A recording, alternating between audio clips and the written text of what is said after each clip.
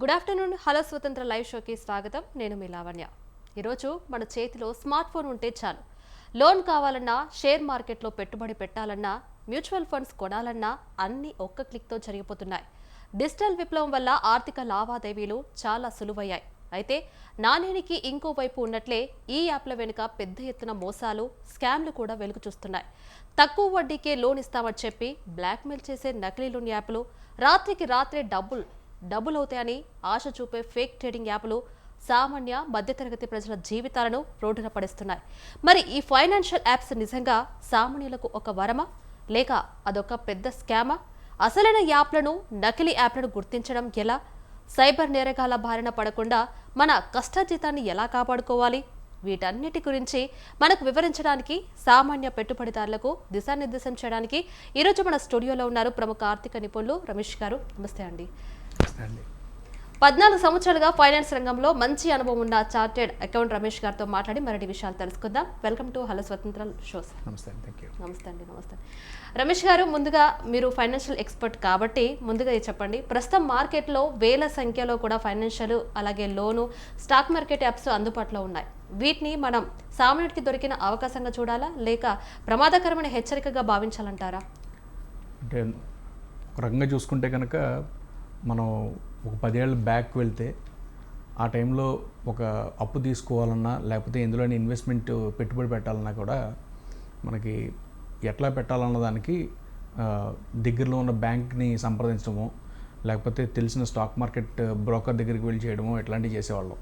కానీ వాళ్ళు ఏమైందంటే ఈ యాప్స్ రావడంతో మనకి యాక్సెస్ అన్నది బాగా ఎక్కువైపోయింది. జనాలు త్వరగా ఒక డెసిషన్ తీసుకోవడానికి అవకాశం ఉన్నది పెరిగింది. అయితే ఇందులో మంచి ఉంది, చెడు ఉందండి.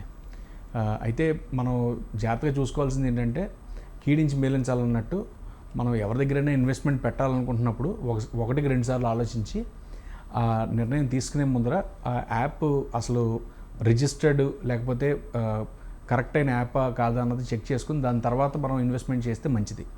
ఎందుకంటే ఏదైనా ఇన్వెస్ట్మెంట్ చేయాలంటే కనుక ఒకవేళ స్టాక్ మార్కెట్లో చేసేటైతే సెబీ రిజిస్ట్రేషన్ ఉన్న వాళ్ళ ద్వారా చేస్తేనే మనకి మంచిది. అట్లాగే లోన్లు ఎవరి దగ్గర తీసుకుంటున్నప్పుడు ఆర్బీఐ దగ్గర ఎన్బిఎఫ్సిగా రిజిస్టర్ అయిన వాళ్ళ దగ్గర తీసుకుంటేనే మంచిది. సో ఈ రెండు చూసుకుని మనం చేసుకోవడం అన్నది చాలా అవసరం. మనకి యాప్ తయారు చేసి బయటికి రిలీజ్ చేయడానికి ఇవాళ ఒక రోజులో చేసేసేయచ్చు. ఇవాళ ఉన్న ఏ ద్వారా కానీ ఏమైనా చూసుకుంటే చాలా ఫాస్ట్గా జరిగిపోద్ది. కానీ మనం తీసుకునే స్టెప్ ఏదైతే ఉంటుందో అది ఖచ్చితంగా ఆర్బీఐలోనో, లేకపోతే సెబీలోనో, ఎన్బిఎఫ్సిగానో, లేకపోతే స్టాక్ బ్రోకింగ్ యాప్ గానో రిజిస్టర్ అయితేనే వాళ్ళ ద్వారా చేయడం మంచిది. ఓకే సార్, అంటే ఒక యాప్ చట్టబద్ధమైనదా లేదా ఫేక్ యాప్ అనేది కూడా ఒక సామాన్య పెట్టుబడిదారుడు ముందుగా ఎలా గుర్తించాలంటారు? ఇదేనండి, ఇప్పుడు నేను చెప్పినట్టు మంచి చెడులు చూసుకోవడానికి ఫస్ట్ థింగ్ మనం చూడాల్సింది ఏంటంటే సెబీ రిజిస్ట్రేషన్ ఉన్న ఇన్వెస్ట్మెంట్ బ్రోకింగ్ యాపా కాదా. రెండో ముఖ్యమైనది, ఒకవేళ అప్పు తీసుకునేట్టయితే ఆర్బీఐ ద్వారా ఎన్బిఎఫ్సిగా గుర్తింపబడిన సంస్థల నుంచే మనం అప్పు తీసుకోవడం అన్నది చాలా ఇంపార్టెంట్. ఈ రెండే కాకుండా ఇప్పుడు ఈ మధ్యన మనకి గోల్డ్ లోన్ ఫ్రాడ్లు కూడా ఎక్కువైపోతున్నాయి. అంటే అప్పు మన బంగారాన్ని వాళ్ళు తీసుకుని మనకు డబ్బులు ఇస్తున్నాం అంటారు. ఇచ్చేటప్పుడు బాగానే ఉంటుంది, కానీ మనం రిటర్న్ చెల్లించడానికి వెళ్ళినప్పుడు 13 నెలలే అయ్యింది, లేకపోతే 5 నెలల్లోనే మీరు వెనక్కి వచ్చేస్తున్నారు. సో మళ్ళీ మేము ఇప్పుడు ఇమీడియట్గా మేము డబ్బులు వెనక్కివ్వం, లేకపోతే మీ బంగారం మీకు వాపస్ ఇవ్వం. లేదు, బంగారం మీకు వాపస్ ఇవ్వాలంటే మేము మీకు అప్పు ఇచ్చిన దానికి దగ్గరగా సగం వాల్యూ మళ్ళీ రిటర్న్ ఇంట్రెస్ట్ కింద కట్టాలని చెప్పని అనడం. ఇలాంటి కొత్త స్కీమ్లు లేకపోతే పాలసీలు వాళ్ళు చెప్తున్నారు. ఇవన్నీ మనం అవాయిడ్ చేయాలంటే బెస్ట్ ఏంటంటే కనుక మనకి దగ్గరలో ఉన్న ఎన్బిఎఫ్సీలని రీచ్ అవుట్ అవ్వడం, లేకపోతే బ్యాంకుల్లో వెళ్ళి అప్పులు తీసుకోవడం అన్నది ఉత్తమం.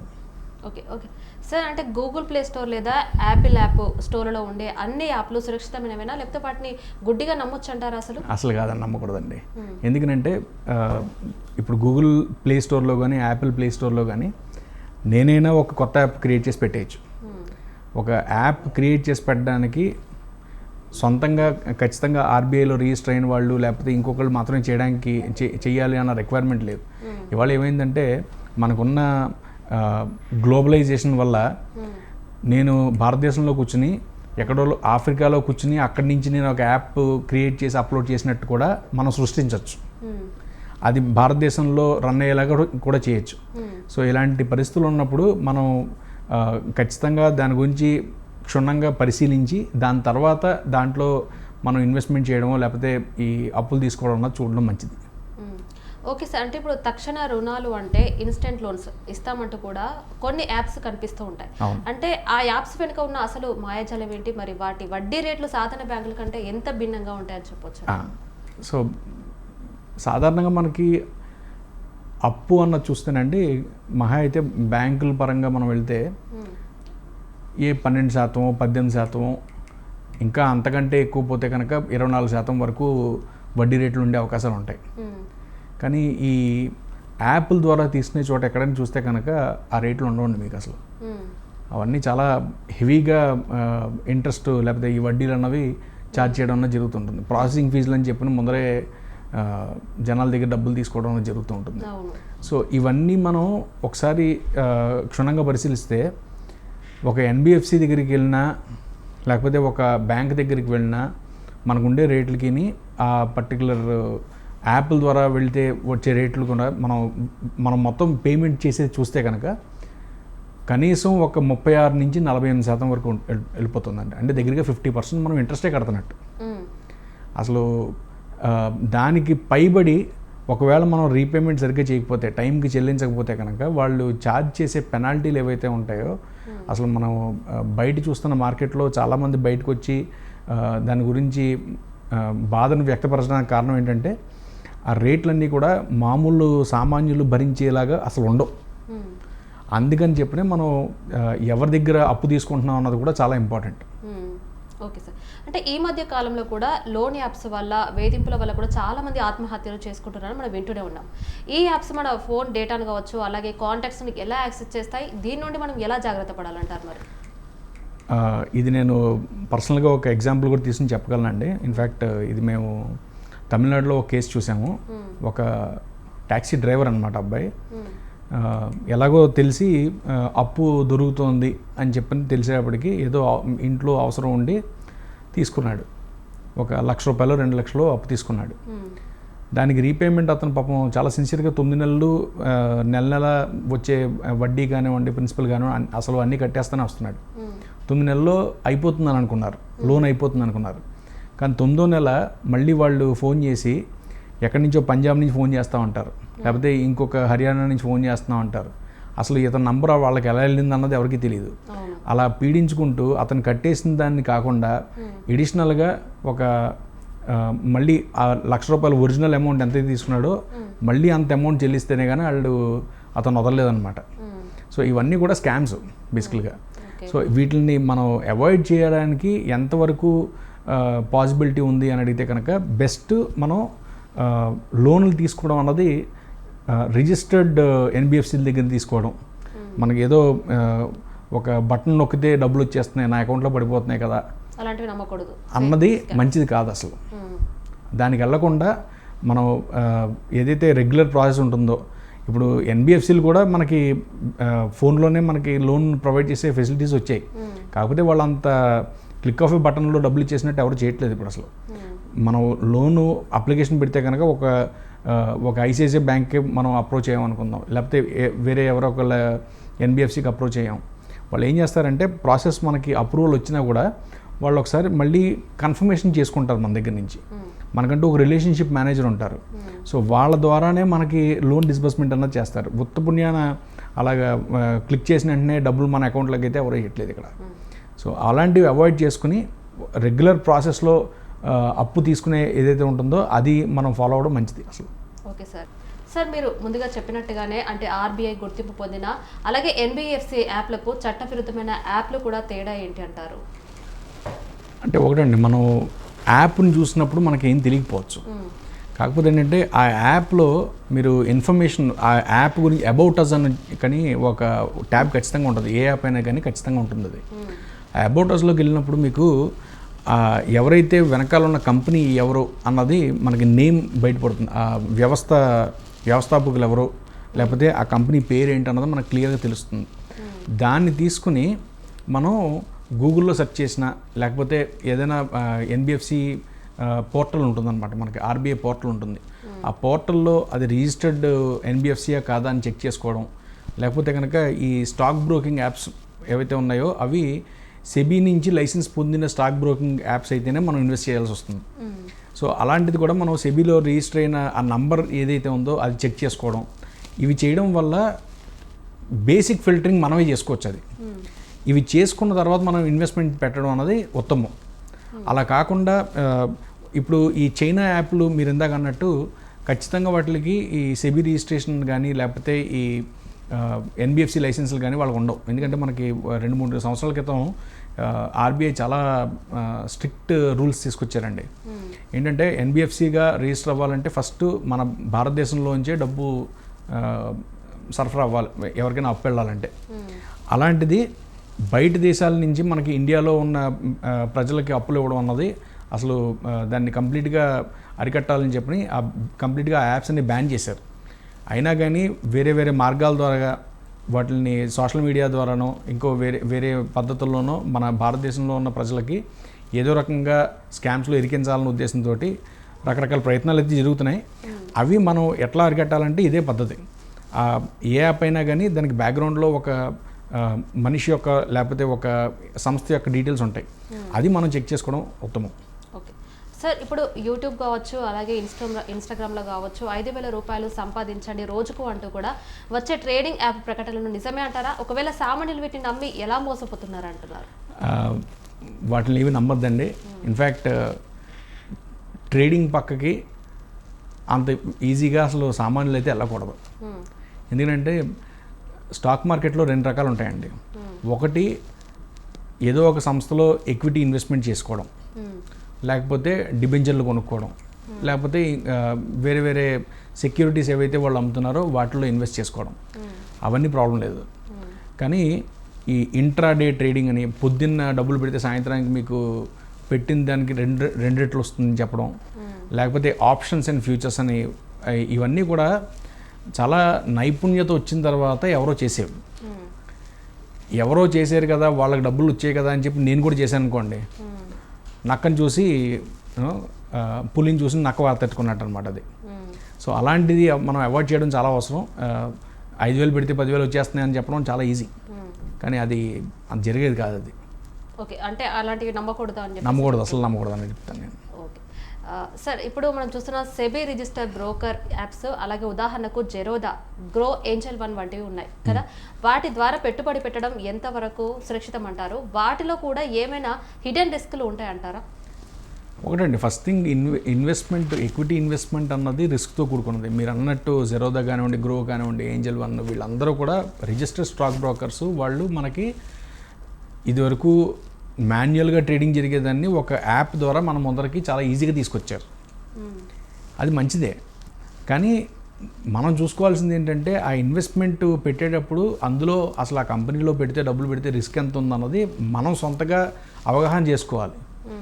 అంతే తప్పితే ఆ యాప్లో చూశాను కాబట్టి నేను కొన్నాను అనడం వివేకం కాదు అసలు. సో ఖచ్చితంగా అందులో పెట్టినా కూడా మనకి రిస్క్ అన్నది కొంచెం ఉండే అవకాశం ఉంటుంది. అది మనం ఎట్లాగా రెడ్యూస్ చేసుకోవాలన్నది ముందర మనం ఆ కంపెనీ గురించి బాగా క్షుణ్ణంగా పరిశీలించి దాని తర్వాత ఇన్వెస్ట్మెంట్ అన్నది చేసుకోవడం మంచిది ఎప్పుడు కూడా. ఓకే సార్, దీని గురించి మళ్ళీ మనం మాట్లాడదాము. ఒక షార్ట్ బ్రేక్ అయితే తీసుకుందాం. ముందుగా మనం చూస్తున్నాం కదా, ఇప్పుడు ఇన్స్టాగ్రామ్లు కావచ్చు, అలాగే యూట్యూబ్లు కావచ్చు నమ్మొద్దని మనకు రమేష్ గారు అయితే చెప్తున్నారు. సో రమేష్ గారు మనతో స్టూడియోలో కూడా ఉన్నారు. రమేష్ గారు, ఇప్పుడు మీరు అన్నట్టుగానే ఆల్గో ట్రేడింగ్ లేదా ఆటోమేటెడ్ ట్రేడింగ్ యాప్స్ పేరిట సాగుతున్న కొత్త రకం గురించి మీరేం చెప్తారు? ముందుగా ఈ ఆల్గో ట్రేడింగ్ అన్నది ఇదివరకు కూడా ఉండేదండి. కాకపోతే దాన్ని ఒక ఎక్సెల్లోనో లేకపోతే ఏదో ఒక మాధ్యమంలో వేసి జనాలు ఇండివిజువల్గా రన్ చేసేవాళ్ళు. కాకపోతే అప్పట్లో అంత బయటపడలేదు అది. వాళ్ళు దాన్ని గుట్టుగా వాళ్ళు చేసుకుని డబ్బులు సంపాదించుకునేవారు. కొంతమంది డబ్బులు సంపాదించేవారు, కొంతమంది డబ్బులు పోగొట్టేవారు కూడా. కాకపోతే అది ఆఫ్ లైట్ ఏమైందంటే మనకి ఈ సోషల్ మీడియాలోనూ లేకపోతే వేరే వేరే మాధ్యమాల్లో దీన్ని ప్రమోట్ చేయడానికి చాలా అవకాశం పెరిగిపోయింది. అది పెరిగిపోవడంతో ఏమైందంటే జనాలు చాలా ఈజీగా డబ్బులు సంపాదించచ్చేమో అన్న ఒక అపోహలోకి పడిపోయారు అనమాట. ఇప్పుడు మనకు కూడా ఫోన్ కాల్స్ వస్తూ ఉంటాయి. మీరు మా ఆల్గో ట్రేడింగ్ తీసుకుంటే కనుక రోజుకి మీరు 2,000 పెడితే మీకు మినిమమ్ ఒక 500 రూపాయలు వెనక్కి వస్తాయి అని చెప్పను. అంటే 25%. అలా 25% రిటర్న్ అన్నది మార్కెట్లో ఉంటే ప్రతి ఒక్కరు మార్కెట్లోనే కూర్చోవాలి. ఇంకా అది తప్పితే వేరే పని చేయకూడదు అసలు. సో అలాంటి పరిస్థితులు నిజంగా ఉన్నాయా అని అడిగితే అసలు లేవండి. అల్గో ట్రేడింగ్ అన్నది నిజానికి సెబీ బ్యాన్ చేసింది. అది మనం ఎంతమంది ఆ స్టాక్ మార్కెట్లో ఫాలో అవుతున్నారో తెలియదు. అసలు సెబీ అయితే కనుక అసలు ఆల్గో ట్రేడింగ్ కరెక్ట్ కాదు, దాన్ని బ్యాన్ చేయాలి అని చెప్పని చాలా స్పెసిఫిక్ ఇన్స్ట్రక్షన్స్ ఇచ్చారు. అండ్ అది బ్యాన్ చేయడమే కాకుండా చాలా హెవీ పెనాల్టీలు వేస్తున్నారు ఇలా ఆల్గో ట్రేడింగ్ చేస్తున్నారని తెలిసిన తర్వాత. సో మనం దాంట్లో మళ్ళీ బానిసలు అవ్వడం మంచిది కాదు అసలు. ఓకే సార్, అంటే ఇప్పుడు మనం చూస్తున్నాం కదా, తక్కువ సమయంలో ఎక్కువ లాభం అనే అత్యాశే సామాన్యులకు ఈ స్కామ్ యాప్స్ వైపు లాగుతుందంటారా? ఒకవేళ ఆ పెట్టుబడిదారులు తమ మైండ్ సెట్ని కూడా ఎలా మార్చుకోవాలంటారు అంతగానం ఇదైపోతే? ఖచ్చితంగా ఇదివరకు కూడా మనకు నానుడు ఉంది, ఇట్లా తక్కువ సమయంలో వచ్చింది ఏది కూడా మన దగ్గర ఆగదని చెప్పని. సో అలాంటిది మనం సిన్సియర్గా ఫాలో అవడం మంచిది. అసలు నిజంగా స్టాక్ మార్కెట్లో పెడితే ఇమ్మీడియట్గా డబ్బులు వచ్చేస్తాయని చెప్తే కనుక ఎవరిని నమ్మకూడదని చెప్తాను నేను. ఓకే. సో దాన్ని అవాయిడ్ చేసుకుంటూ మనం కరెక్ట్ ఇన్వెస్ట్మెంట్లు, మంచి ఇన్వెస్ట్మెంట్లు ఏమున్నాయన్నది చూసుకుని చేసుకోవడం చాలా అవసరం ఇప్పుడు కూడా. ఓకే సార్, అంటే ఇప్పుడు వాట్సాప్ కావచ్చు, అలాగే టెలిగ్రామ్ గ్రూప్ల ద్వారా కావచ్చు, స్టాక్ టిప్స్ ఇచ్చి నిర్దిష్ట యాప్లను డౌన్లోడ్ చేయించే పంప్ అండ్ డంప్ మోసాల గురించి కొంచెం వివరంగా చెప్తారా? అవునండి. సో ఈ పంప్ అండ్ డంప్ అన్నది ఇప్పుడు మనం బయట ఎక్కడికైనా వెళ్ళినప్పుడు డేటా తీసుకుంటూ ఉంటారు, మన మొబైల్ నెంబర్ తీసుకుంటూ ఉంటారు. ఈ మాల్స్కి వెళ్ళినప్పుడు ఎక్కడో చోట మన మొబైల్ నెంబర్స్ తీసుకుని వాళ్ళు డేటా కింద క్రియేట్ చేసుకుంటూ ఉంటారు. ఈ డేటా అంతటినీ కూడా వాళ్ళు ఏం చేస్తారంటే ఇలాంటి పంప్ అండ్ డంపింగ్ స్కీమ్స్లో ఎవరైతే ఉన్నారో వాళ్ళకి డేటా అంతా సేల్ చేస్తారు. వాళ్ళు మన ఫోన్ నెంబర్లు తీసుకుని ఫోన్ చేసి ఇట్లాగా ఒక అవకాశం ఉంది, తక్కువ ఇన్వెస్ట్మెంటే, ఏముంది 5,000 10,000 అంటే ట్రై చేద్దాం అనిపిస్తుంది. అది చూడడానికి ఫ్యాన్సీగా ఉంటుంది, కాకపోతే నిజంగా పని జరుగుతుంది అంటే కనుక జరగదు. అది ఏమవుతుందంటే మనం డబ్బులు పెట్టినప్పుడు మనతో పాటు ఒక 10 రూపాయల షేర్ ఉందనుకోండి, ఆ 10 రూపాయల షేరు మనం పెట్టినప్పుడు 10 రూపాయలు కొంటాం, నెక్స్ట్ రోజుకి 11 రూపాయలు అవుతుంది. అది చూసేవాడు మనకు ఒకటి పెరుగుతుంది. ఇక్కడ ఇంకో 3-4 రోజులు అలా పెంచుకుంటూ వెళ్తారు. దాని తర్వాత కొనేవాళ్ళు ఉండరు దానికి. ఇంకా దాని తర్వాత నుంచి చూస్తే అది 10 రూపాయల నుంచి 2 రూపాయలు, రూపాయికి పడిపోయే అవకాశాలు కూడా ఉంటాయి. సో మనం డబ్బులు పెట్టినప్పుడు చూడడం కాకుండా దాని పాస్ట్ డేటా మొత్తం చూడాలి మనం. ఓకే. ఇదివరకు ఎప్పటి నుంచి ఆ షేర్ అలాగా 10 రూపాయలు ఉంది, సడన్గా ఈ మధ్యనే పెరిగిందా అంటే, ఈ మధ్యనే పెరిగిందంటే ఇలా పంప్ అండ్ డంప్లో ఎవడో బలైనట్టు అర్థం. అంటే పాస్ట్ చూసుకొని మనము చేసుకోవడం మంచిది. అందుకని అంటున్నాను, ఆ కంపెనీ గురించి ముందర మనం క్షుణ్ణంగా తెలుసుకోవాలి. తెలుసుకోకుండా ట్రెండ్ బాగుందని, లేకపోతే ఆ షేరు సడన్గా లాస్ట్ 2 నెలల నుంచి వాళ్ళకి 2 రూపాయల నుంచి 10 రూపాయలు అయిపోయిందని ఈ కారణాలతో ఇన్వెస్ట్ చేయకూడదు. ఎస్పెషలీ ఆ పంప్ అండ్ డంప్లో జరిగేది ఎలాంటి స్కీమ్సే. ఇది మనం అవాయిడ్ చేయడానికి బెస్ట్ థింగ్ ఏంటంటే ఎప్పుడు కూడా మనం సెకండరీ నెంబర్ ఒకటి పెట్టుకోవాలి. ఈ ఎక్కడైనా కానీ మొబైల్ నెంబర్ ఇమ్మన్న చోట ఎక్కడైనా కానీ ఈ సెకండరీ నెంబర్ ఇచ్చేసి దాంతో వదిలించేసుకోవడం ఉత్తమం. సో దట్ మనకు ఫస్ట్ మన మైండ్ మనం కంట్రోల్లో పెట్టుకోవాలని అడిగేది చూసారా, కంట్రోల్ పెట్టుకోవాలంటే ఆ ఫోన్ కాల్స్ మనకు రాకుండా చూసుకోవాలి ఫస్ట్.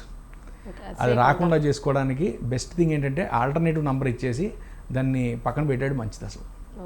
ఓకే సార్, అంటే పొరపాటున ఎవరైనా ఒక నకిలీ ఫైనాన్షియల్ యాప్లో డబ్బులు పోగొట్టుకుంటే వారు వెంటనే చేయవలసిన పనులేంటి?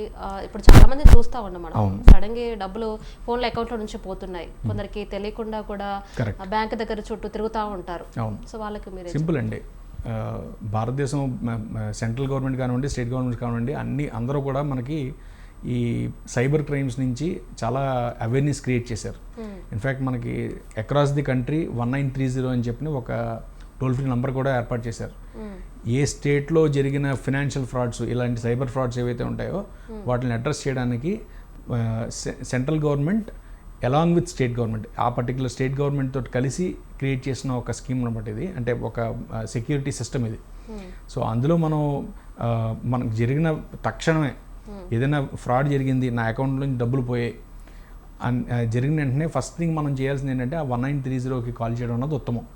చేస్తే వాళ్ళు అక్కడి నుంచి మనకి ఎంత త్వరగా మన డబ్బుల్ని సేవ్ చేయగలుగుతారు అన్నది చాలా ఫాస్ట్గా జరగడానికి అవకాశం ఉంది. ఇన్ఫ్యాక్ట్ దానికి కూడా ఒక ఉదాహరణ చెప్పగలను. మేము ఇటీవల కాలంలోనే, గట్టిగా ఒక 6 నెలలు కూడా కాలేదు, ఇటీవల కాలంలోనే ఒక అతను ఎవరో దగ్గరగా అతని అకౌంట్లో డబ్బులు దగ్గరగా 23 లక్షలు ఎంతో ఉంటే ఏదో యాప్ది లింక్ వచ్చిందని క్లిక్ చేస్తే మొత్తం 23 లక్షలు వెళ్ళిపోయినాయి.